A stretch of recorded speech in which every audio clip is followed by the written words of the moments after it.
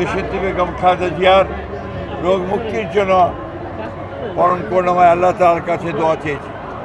আমরা দোয়া চেয়েছি তিনি যেন আল্লাহ যেন তাকে সম্পূর্ণ সুস্থ করে দেন, সুস্থ অবস্থায় আবার জনগণের মাঝে ফিরে এসে তাকে দেশের মানুষের কাজ করার সুযোগ তৈরি করে দেন। সব শেষে তিনি অসুস্থ হয়ে হাসপাতালে ছিলেন।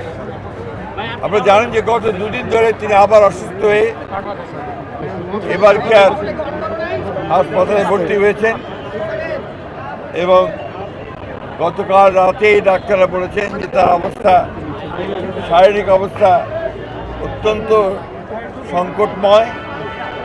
সেই জন্য আমরা আমাদের দলের পক্ষ থেকে এই গণতন্ত্রের নেত্রী, গণতন্ত্রের মাতা দেশনেত্রী বেগম খালেদা জিয়ার রোগ মুক্তির জন্য সারা দেশের জনগণের কাছে বাদ জুমা আমরা দোয়া চেয়েছিলাম এবং সারা দেশের মসজিদে সেটাই আজকে আমরা এখানে এই নয়াপল্টনের মসজিদে নামাজ আদায় করে আমরা সবাই দেশনেত্রী বেগম খালেদা জিয়ার রোগ মুক্তির জন্য পরম করুণাময় আল্লাহ তাআলার কাছে দোয়া চেয়েছি।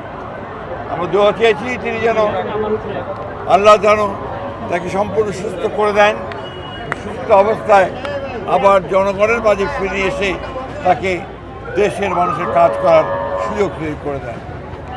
আবারও আমরা গোটা দেশের মানুষের কাছে তার রোগ মুক্তির জন্য দোয়া করার আহ্বান জানাই।